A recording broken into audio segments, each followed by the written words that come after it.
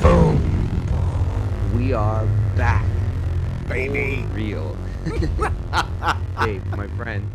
Yes. So good to see you, my friend. Thank you. It's You been a long too. time. Crypto. We've got special Yo, guests this you, week. you know you I gotta get one of those. I don't know how easy I, they are I to get recently now. rewatched it. I recently rewatched the movie and I had my dog sit beside me on a blanket. It was Oh, great. she's got Yeah. It was a nice a moment. little collar. It's you know what? Now that you mention it, I might order it at the end of this episode. I like it. She needs the collar. Dave, another incoming Omniverse Comics guide. We're Yes. back. It's been a minute since we've recorded. Mm. Thank you everybody for being patient with us, but I hope you've enjoyed the stuff we've been putting out for you. Some great interviews. We got the Halloween special. So for those of us who've missed us and are watching on YouTube, thank you for joining us. Thank you Hit that kindly. subscribe button, hit that notification button, and come and visit us at omniversecomics.guide, where you can find all of our episodes available to you. We got our collector item specials, creator interviews, all of our top 10 recommends, Dave's reading lists, his reading orders are there. Nobody maps a comic book reading order quite like Dave does.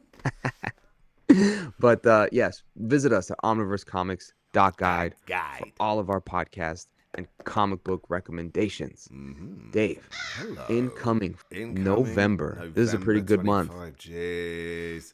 It is a good month. It's too good. It's too good. I have the fear. Can I Yes, resist? there's some things to look forward to. There's some things to look forward to this month. Okay, I'll go first. I'm gonna steal one from you right away. I bet you are. This is a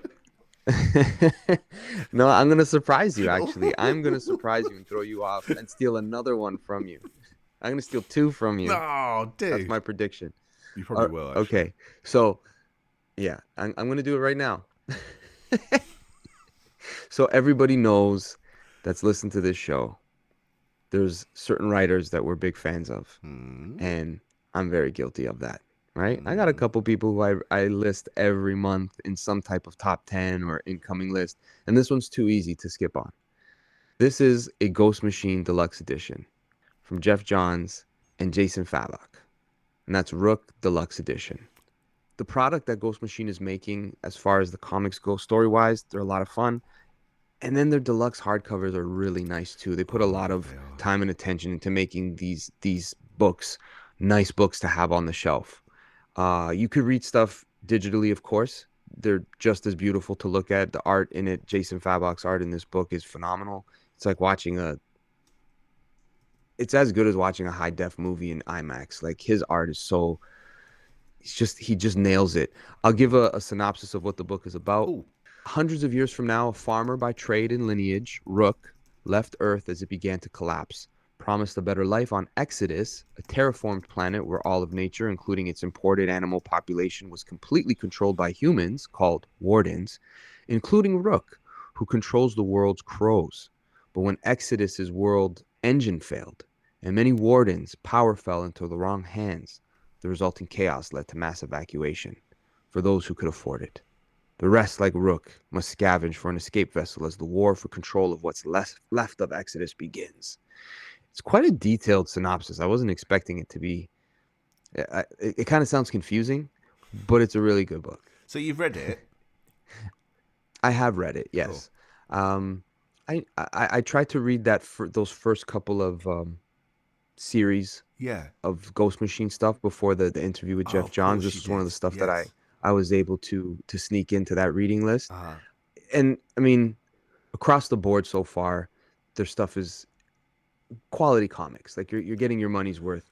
And the deluxe edition of this, like if you like Jason Fabok and Jeff Johns together, you're gonna get your money's worth on this one too. It's not DC. It's something completely original. I know that Jason was very passionate about the project. There's a lot of his ideas that are into this character design, obviously, but I think even like the concepts, Jeff really tried to cater to his artists. Like, what do you want to talk about? Like, what story do you want to draw? Like, where are you at?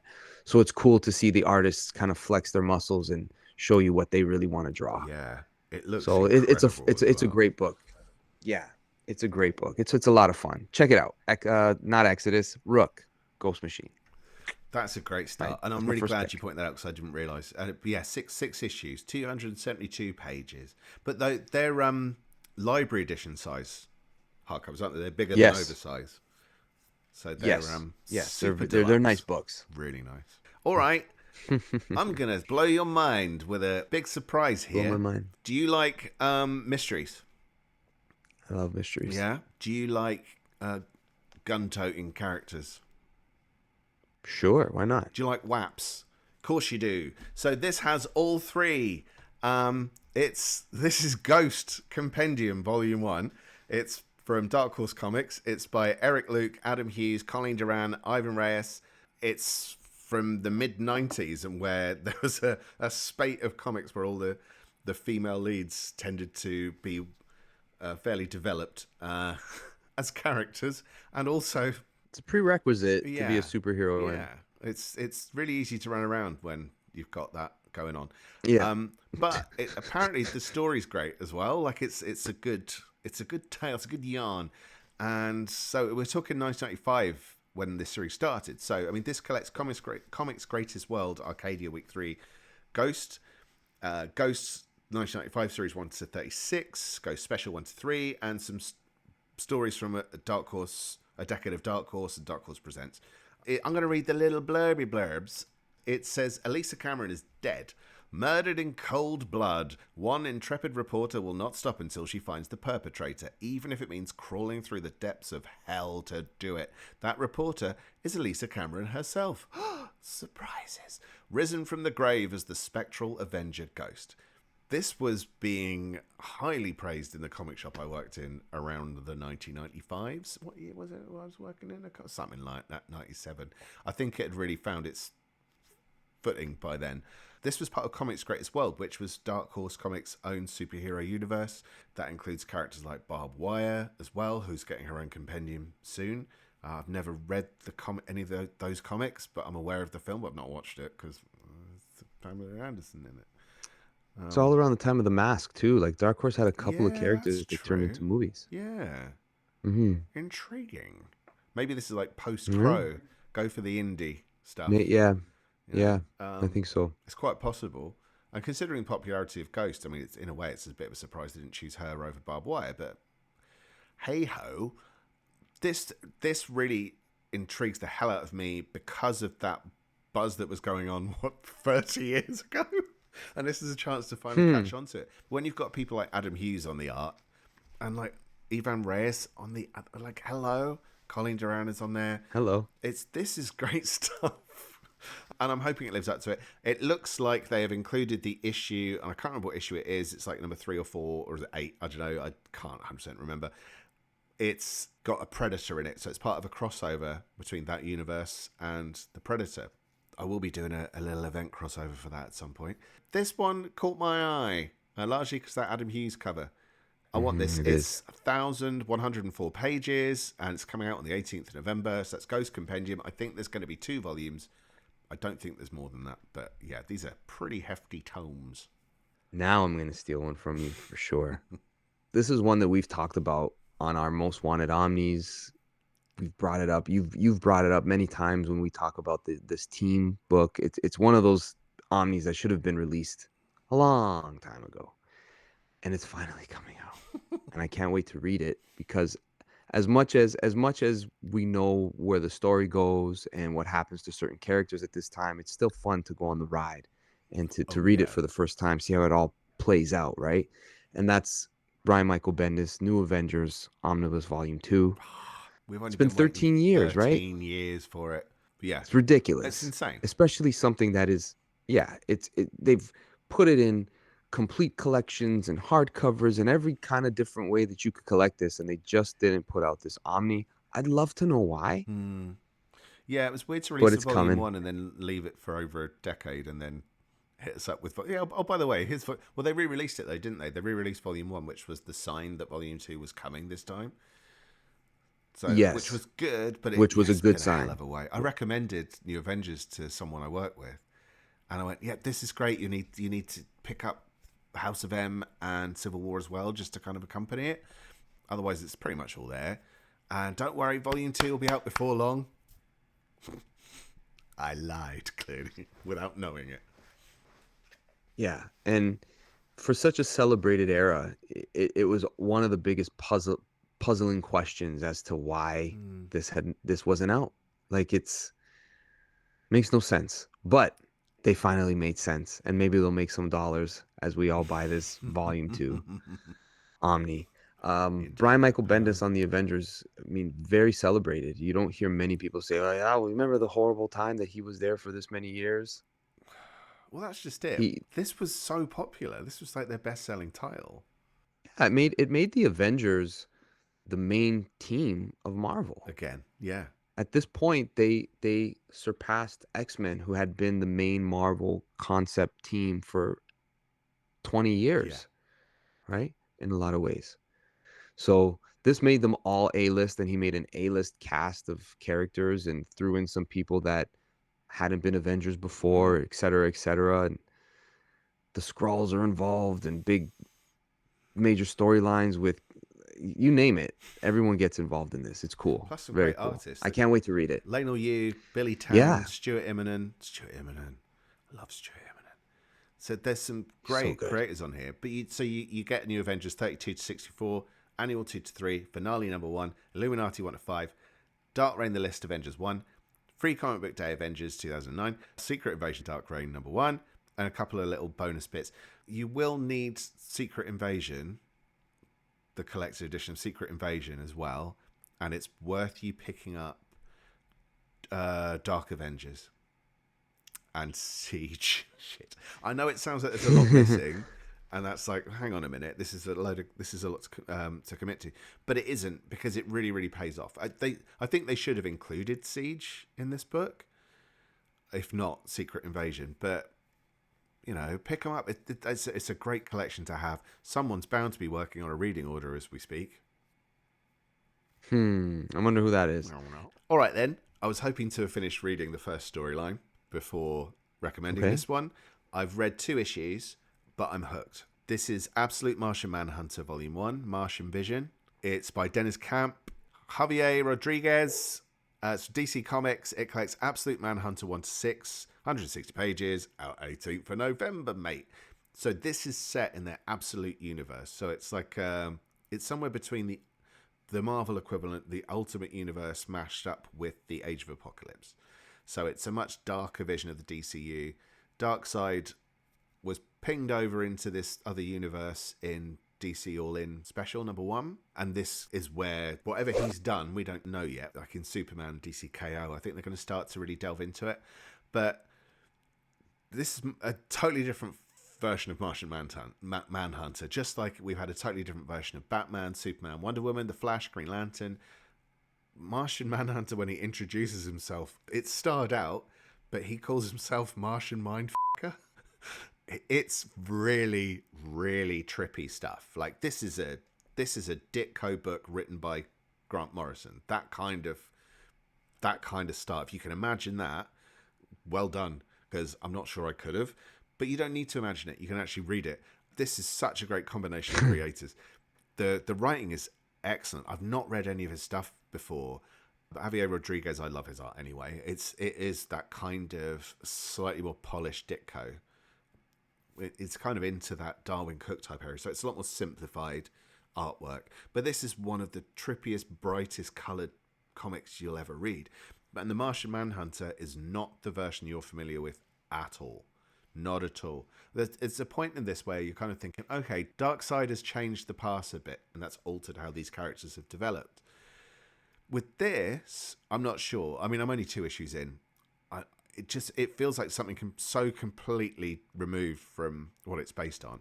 But I'm desperate to see how it develops. They've gone back to the idea of him being in this cop's body. You know, the way he would change into a private detective, or no, he was a police officer, wasn't he, originally, Martian Manhunter? And then he would have his superhero role as his real self as the Manhunter from Mars. In this, he appears to be inhabiting the body of a cop. So it's a different play on the original concept. And that seems to be the case Got it. for these Absolute titles. They have actually gone back to So the is he core. is he more malevolent version of Martian Manhunter? I think weirdly, from what I've read so far, his intentions are good, but they don't necessarily go the right way. So Got it's it. almost like a dark humor to it. But It seems all of these series are the dark version of them. they are pretty much. I mean, like Wonder Woman is Wonder Woman, Princess of Hell. So she was taken from Themyscira and raised by Cersei in Hell. But you think Okay. like, oh, she's not even gonna be Wonder Woman then. Like, no, she's Wonder Woman, and it's Right. the way they do it is actually it's good. I liked it. So, Superman as well. Like a lot of the stuff that they based it on is based on the stuff that came out in the golden age of Superman. A lot of the core elements of it Mm. are Superman. Batman's a bit of a trickier one because he's so beefed, and it just feels like more like the Dark Knight Returns than it does anything else. Yeah. With It a looks like it. yeah, and it's okay. I finished Absolute Batman, the first story arc, and it's fine. It's Snyder, right? Yeah, which means people probably go nuts for it, and it's probably selling well, but it's not that memorable. Martian Hmm. Manhunter is a very memorable comic. There is something special going on here, and I do, based on those issues I've read, I do recommend it if you want to try something different. This is kind of in that ballpark of Matt Fraction's Hawkeye in terms of a really different take while experimenting with the medium. You're going to get something really fresh here, so I recommend this one. Definitely pick it up. Okay, I'm gonna go with this one. Okay. Superman: Our Worlds at War Omnibus, Volume One, Prelude to War. Thief. The reason why this is like I was second guessing it is because they're putting out compendiums for this era and all kinds Yeah. of things related because they have Yeah. the compendium that comes out that leads up to this, and then I feel like this kind of happens in the middle, or maybe it's the beginning. I'm not really sure where this all fits in. I should probably check that out. It, But I'm happy that they're collecting. I'm happy they're collecting this stuff in ways that people can read it mm, organized in some capacity. Because for a while they had these trades that were very hard to find and out of print, and you couldn't really read this if you weren't there to buy them at the time. It became hard to collect it retroactively. right. And they've tried with the City of Tomorrow volumes. They did two of them, Yes. and then they put the two of them in a They, compendium, and then they stopped. some of that There's is some in sort of here. investment, right? There's an investment in this era and this story, and I've recently repurchased this version of Our Worlds at I'm War, selling mine. which I had it, Uh huh. I got rid of it, and I got it back Ah. because now they're putting out all these different collections that I can Yeah. now read it. So I'm hoping that reading it in this format will make the storyline and the event feel a little bit more richer. Because sometimes they put things together where it's like it feels disjointed. We need a Dave Molyneux reading list. I'm working on it. Don't you worry. Well, it's a bit But of a yeah, weird one, though, it's isn't it? Because it's like this isn't the story itself, and like it says, it's Prelude to War, so it's not the beginning, and it's also not a complete run. So it's got like action. I'm not going to read everything because it's tons, but it's Action Comics tons. 763, 775, 777, 779, 780. So they're bits. They're the bits that feed the story. So it's. I mean, it starts. I think from what I can tell, it starts with the Y2K crossover event with Brainiac 13, which there's a reading order on Marvel Comics. Sorry, beans. Omniverse Comics Guide. Marvel Comics Guide. It's a DC book. But there's a few stories that like the President Lex stuff. Part of it is in there, but I don't know how much of it is in there. I'd need to really pick it apart. But you've also got Wonder Woman 171. You've got Young Justice, Our Worlds at War, Superboy 89, Supergirl 59. You've got random other titles in there, and some of them are the Our Worlds at War one shots. So it clearly leads in, and then I think with Volume 2 it'll be the actual event, and I think it should just be 2 books, but it's quite hefty, and I am going to do this event as a reading order. But what I've heard about this event and what a lot of people say is that if you read everything, it's too much. So and I find that with DC events sometimes is that you can read everything, but you're better off reading the the main series or any core tie-ins, and then the character that you're currently following. So if you're reading Green Lantern regularly, chuck in the Green Lantern issue. You know what I mean? I personally like to read everything, as well you know. So I'm happy that this is coming. Hooray for Superman fans. I'm happy. Hooray. Dave? 872 pages, Is 11th of November, I think. Dave, is it time for our ad break? Well, of course it is. What do we got this week? Let's have it. Dude, seriously, strap the in. This is a big one. Okay. We have character reading orders. Who knew a Dark Hawk reading order would be so popular? Our first chunk covers 1991 to 1995. All the multiverse Marvel zombies have their very own chronological reading order from 2005 to the nows. DC's Swamp Thing gets his first OCG treatment with all of his stories from his sludgy debut to pre-crisis, so that's 1971 to 1986. We've also updated Marvel vs. DC Comics with all the intercompany crossovers in chronological order to date. Dark Horse Comics Outerverse by Mike Mignola got an update. You can get a dose of 90s supernatural 90s-ness with an update to the 90s Midnight Suns 1992 to 1993 reading order. And also there is a new second part to the Midnight Suns reading order. Comic book crossovers. Speaking of Midnight Suns, we've covered the terrible Siege of Darkness crossover from the mid-90s. 1969's Endgame is a very different fish full of kettles in Marvel's comic version. Head to that one to find out how. DC fans have got a reading order for their Dark Designs for 2020 prologue to the Joker War. And we've updated the classic 80s DC event Legends, Werewolf by Night and his battle with Dracula in Death of a Monster, and the IDW Transformers G.I. Joe Ghostbusters event where they all fight zombies. Infestation. Special feature. The first installment of the Many Armors of Iron Man is now available to all. Podcast and video. Get your new manga spotlight here with Raf's Look at What You Need to Pick Up over October to December 2025. J.M. DeMatteis returns to the Omniverse to relive his times on Dr. Fate, Spectacular Spider-Man, and more. And from the Cave of Solitude archive, it's another Eric shot. We've got his interview with the man who really killed Gwen Stacy. That's Jerry Conway. Get in the mood for the season of pants poopery with our Halloween Comics to Chill to 2025 edition. If you're listening to this after Halloween,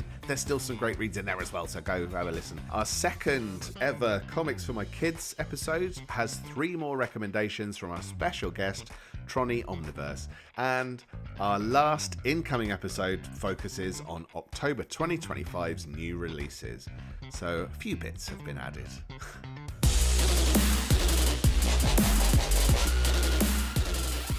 Always keep him busy. Oh, yeah. Beautiful. Keeps me out of prison. Omniversecomics.guide. You can find all that stuff there. Okay, sir. Take it away. Number 3 for you? Que sera. My number 3 of what's left from the ones that you've stolen. 7 Secrets Deluxe Edition. It's an oversized hardcover. This is by Tom Taylor and Daniel D. I was going to not stammer this one, and I ballsed it up at the first hurdle. Daniel D. Nicuolo? I'm sorry, Daniel. I'm shit at names. I'm terribly sorry. What's the name again? 7 what? 7 Secrets. I think you've read it. Have you read it? I don't think I have. Oh. No. I had a weird feeling you did. It's from Boom Studios. It collects 7 Secrets 1 to 18, 496 of your Earth pages. Comes out 25th of November. And guess what? It's pretty. Now, this looks like it's a superhero book, you know. But it's set in its own universe. So for centuries, the Order has trusted in keepers and holders to guard the secrets in 7 briefcases against all harm. But when their stronghold is attacked and the secrets put in peril, the entire Order must face their greatest fear, an enemy who knows too much and is willing to kill to get what he wants. Now the Order's newest member, Casper, must discover the truth of the secrets, capital S, before the enemy does, or risk losing everything. So this is by Tom Taylor, who is now an acclaimed writer, but this is one of his earlier works. So you'll know him from Nightwing, Titans, numerous DC books like Injustice, and other alternate universe stuff like Hearts of Steel. And I think, did he do the zombie one, Deceased? Was that him? Yep, he did Deceased. He Did he did do even Vampires? Friendly Neighborhood Spider-Man for a bit. Did he? Oh yeah, Yeah. I've read some of his Yeah, Marvel he's- stuff. he's a good, reliable writer, and that sounds Yeah. not like the biggest selling point, but it is. Like, it's you're gonna get good comics from him. Like, I don't think I've read anything of his that I've disliked. Thinking about it, Yeah, to your point, I haven't heard any criticisms of like Tom Taylor botching a book or people being like that one. And there's times where acclaimed writers who have won their Eisners and they're this and they're that, they get on a book and people are like, not that one, buddy. mm, So far for him, the reliability factor is consistent. Like it's really consistent. Like, dependable, yes, very he dependable. is. That's a good one. That's a good way to put it. He's one to rely on, and I'm happy to pick this up and take a punt on it because even if it's not his best, it's going to be good. Number 4, this is a series I've been reading through this year, and I've gotten to this middle half that this now collects.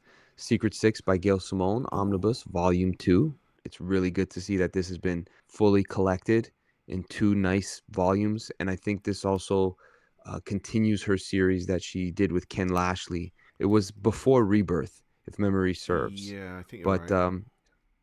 that didn't last very long, but however, it's here. So you got the entire run of Gail Simone's Secret Six story, and it's a lot of fun. I really enjoy it. They're not really anti-heroes, but they're villains who are now in a bit of a more of an anti-hero role that aren't afraid to kill if they have to. Mm, Bane is on the team at this point in time. Like it's almost I compare it to the Suicide Squad, but mm, without the government aspect behind it. They take these D-list characters that have been considered jokes and they make something out of them. mm, So you know that the writer in a lot of ways can spread their wings. They work in a world that sometimes a Wonder Woman appearance benefits the story because like Wonder Woman shows up, but the main star is Catman. It's mm-hmm. weird, It shouldn't right? work. Stuff like that. It shouldn't work. But I Yeah, think it they're my should. favorite kind of books because it's They like usually with are. the big name characters, and people always go like, "Oh, it's DC stuff. Oh, I have to gravitate towards Batman." I mean, by all means, but don't ignore these kind of lower tier books because anything can happen in titles like that. They're Exactly. not the big Exactly. IP. And no, but they're consequential Mm, because some of the stuff they do in these books affect other storylines or are part of a bigger tie-in, mm, and their role in it is cool. Like it's worthwhile reading. It's almost like the Infinite Crisis omnibus includes portions that are collected in during the Secret Six run. The Villains United is where yes. they form the team. And it's kind of like when you read Annihilation. You got Uh-huh. all these little mini series that when you put it all together, it's like you want it all because oh, that's why that moment is so cool, Uh-huh. right? So the Secret Six has that kind of element to it. Little corner of the DC universe. Check it The out. corners are Gail fun, Simone. man. It's got 17 to Yeah. 36, the 2008 series, but it's also got the 14 issue series from the New 52 era as well, and then some other tie-in Right. stuff. But it's 912 pages. That's a nice sizable book. I've run out because you keep stealing from me. Did So not I steal that one completely. too? No, Okay. no, I didn't put it on because I thought you might. So I'm going to go for Okay. something super random now.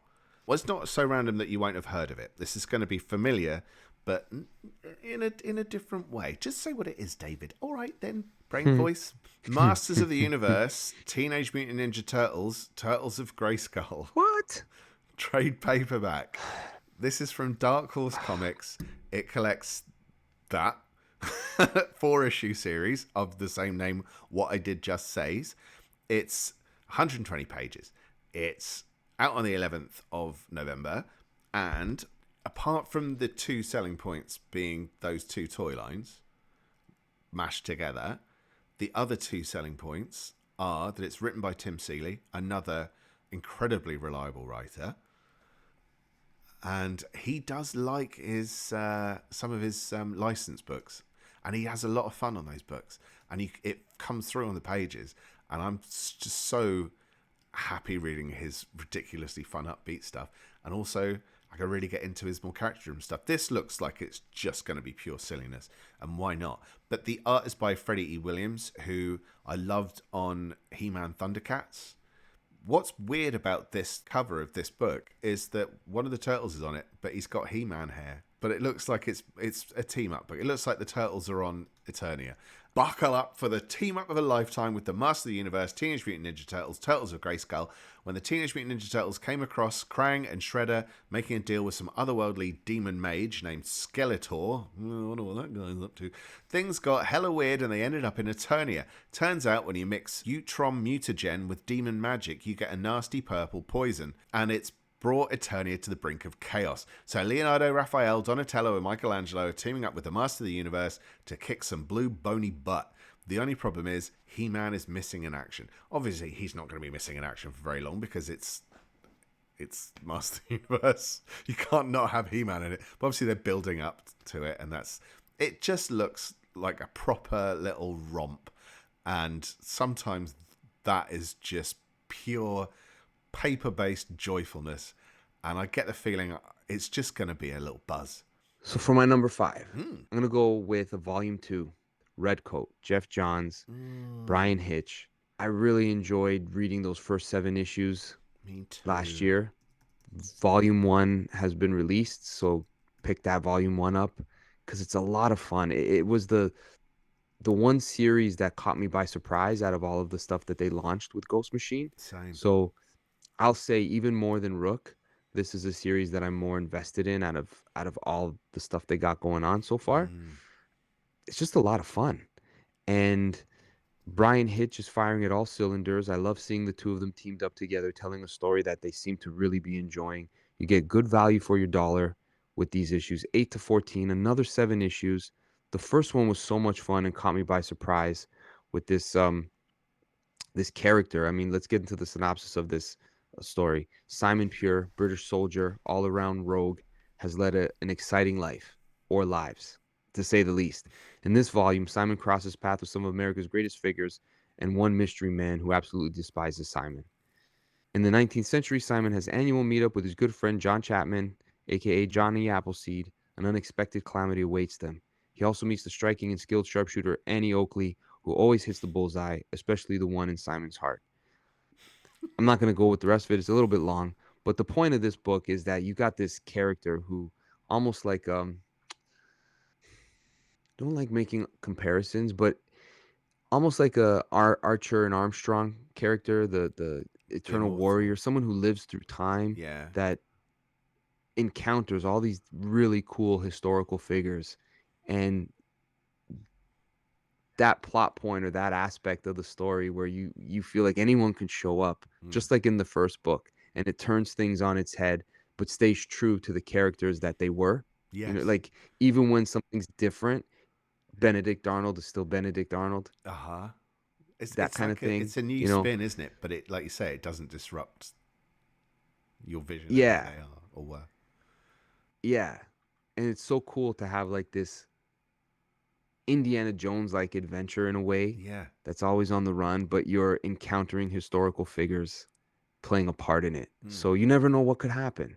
So it's constantly fun and engaging. And issue 7, that finished off that storyline for Redcoat was a really memorable. A really memorable issue. Just wow, really well done. That was the clincher for me as well. I'm genuinely issue 7. Yeah, I'm genuinely looking forward to. I know all these issues have been released, single issues, but I'm reading it in trade in chunks, and I'm looking forward to this one.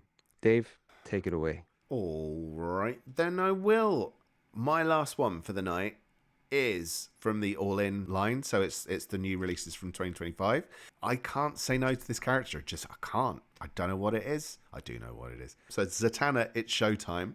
It's by Jamal Campbell, and it's written and drawn by him. And obviously, you had that chat with him a little while ago about the Superman titles he was working on at the time. His art is gorgeousness, and he's doing Zatanna, and I love this character.